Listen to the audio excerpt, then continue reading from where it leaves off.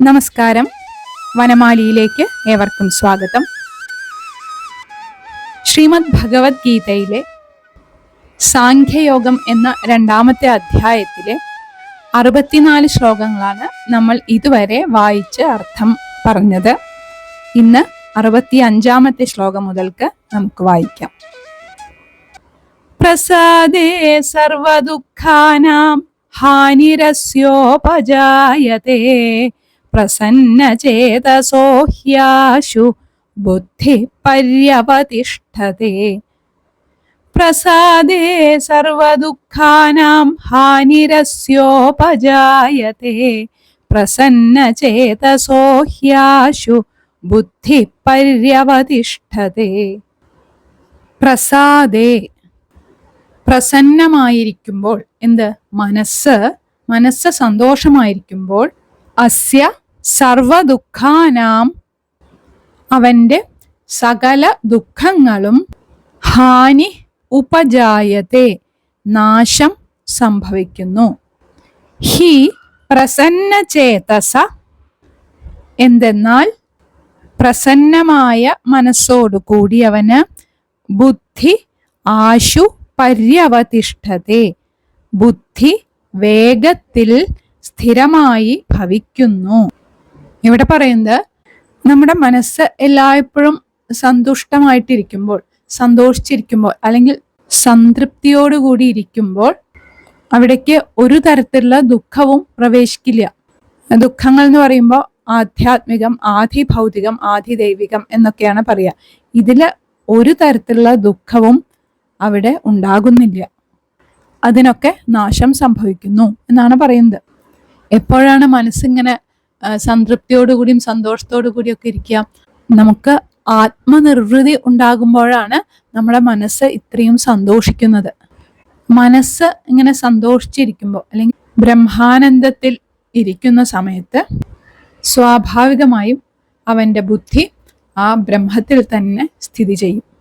അതുകൊണ്ട് ഇവിടെ പറയാണ്, നമ്മൾ ഇന്ദ്രിയ നിഗ്രഹം ചെയ്ത് മനസ്സിനെ നിയന്ത്രിച്ച് രാഗദ്വേഷങ്ങളൊന്നും കൂടാതെ, ഒന്നിലും പ്രത്യേക ആസക്തിയൊന്നും ഇല്ലാതെ ഈ ലൗകിക കാര്യങ്ങളിൽ പ്രവർത്തിക്കുന്ന ഒരാളുടെ മനസ്സ് എപ്പോഴും സന്തോഷത്തോടു കൂടി ഇരിക്കും. ഇങ്ങനെ മനസ്സ് സന്തോഷമായി തീർന്നാൽ നമ്മുടെ എല്ലാ ദുഃഖങ്ങളും ഇല്ലാതെ തീരും. അപ്പോൾ അതുകൊണ്ട് ഇങ്ങനെ മനഃപ്രസാദം ലഭിച്ചിട്ടുള്ള ഒരാളുടെ ബുദ്ധി ആശു എന്ന് വെച്ച് കഴിഞ്ഞാൽ സംസ്കൃത ആശു എന്നോട് പറയുന്നുണ്ട്, പെട്ടെന്ന് തന്നെ ആത്മതത്വത്തില് ഉറച്ച് നിൽക്കും. അതായത് ആ ആത്മതത്വത്തില് ഏകാഗ്രമായി തീരും എന്നർത്ഥം. ഇവിടെ എല്ലായ്പ്പോഴും ഭഗവാൻ ഊന്നി പറയുന്നത് എന്താണെന്ന് വെച്ചാൽ, നമ്മുടെ ഇന്ദ്രിയങ്ങളെ അടക്കി നിർത്തി, അല്ലെങ്കിൽ രാഗദ്വേഷാദികളൊന്നും കൂടാതെ ഈ ഓരോ പ്രവൃത്തി ചെയ്യണം എന്നുള്ളത് തന്നെയാണ്. ഇനി അടുത്ത ശ്ലോകം വായിക്കാം. നാസ്തി ബുദ്ധിരയുക്തസ്യ ന ചായുക്തസ്യ ഭാവന ന ചാഭാവയതഃ ശാന്തി അശാന്തസ്യ കുതഃ സുഖം. നാസ്തി ബുദ്ധിരയുക്തസ്യ ന ചായുക്തസ്യ ഭാവന ന ചാഭാവയതഃ ശാന്തി അശാന്തസ്യ കുതഃ സുഖം. അയുക്തസ്യ ബുദ്ധി ന അസ്തി. ഇങ്ങനെ ഇന്ദ്രിയങ്ങളെ സ്വാധീനപ്പെടുത്താൻ സാധിക്കാത്തവന് ആത്മജ്ഞാനം ഉണ്ടാകുന്നില്ല. അയുക്തസ്യ ഭാവനാച്ച ന. ഇങ്ങനെ ഇന്ദ്രിയ നിഗ്രഹം ചെയ്യാത്തവന് ഈ ചുറ്റും നിറഞ്ഞു നിൽക്കുന്ന ആത്മസ്വരൂപത്തിൻ്റെ ജ്ഞാനവും ഉണ്ടാകുന്നില്ല. അഭാവയത ശാന്തി ച ന. ഇങ്ങനെ ആത്മസ്വരൂപജ്ഞാനം, അല്ലെങ്കിൽ ഈ നമ്മുടെ ചുറ്റും നിറഞ്ഞിരിക്കുന്ന ആ സത്യവിചാരം ചെയ്യാൻ സാധിക്കാത്തവന് ശാന്തിയും ഉണ്ടാകുന്നില്ല. അശാന്തസ്യ സുഖം കുത. മനസ്സിന് ശാന്തിയില്ലാത്തവന് സുഖം എവിടെ നിന്ന് ലഭിക്കാനാണ്? ഇവിടെ പരമമായ സുഖം ലഭിക്കാനുള്ള ആ മാർഗമാണ്, അതായത് ഓരോ പടികളായിട്ട് ഭഗവാൻ നമുക്ക് വിവരിച്ചു തരുന്നത്. ഇവിടെ ആദ്യം നമുക്ക് വേണ്ടത് മനസ്സിൻ്റെ ആ ഏകാഗ്രതയാണ്. ഇങ്ങനെ ഏകാഗ്രതയിൽ, അല്ലെങ്കിൽ മനസ്സിനെ ആ ധ്യാനത്തിൽ ഉറപ്പിക്കാൻ കഴിയാത്തവനാണ് ഇന്ദ്രിയ വിഷയങ്ങളുടെ പിന്നാലെ പോയി വലയുന്നത്. എന്നാൽ മനസ്സിനെ ഇന്ദ്രിയ നിഗ്രഹം നടത്തി ഏകാഗ്രതയോടെ ധ്യാനത്തിൽ ഉറപ്പിക്കാൻ കഴിഞ്ഞാൽ അയാൾക്ക് സത്യബുദ്ധി തെളിയും. അപ്പൊ എന്താണ്? എല്ലായിടത്തും ആത്മസ്വരൂപത്തെ ദർശിക്കാൻ സാധിക്കും. അങ്ങനെ ദർശിക്കുന്ന ഒരാൾക്ക് മനസ്സിന് ശാന്തിയും സുഖവും ഒക്കെ ലഭിക്കും എന്നാണ് പറയുന്നത്. ഇത് തന്നെയാണ് ബ്രഹ്മാനന്ദം എന്ന് പറയുന്നത്.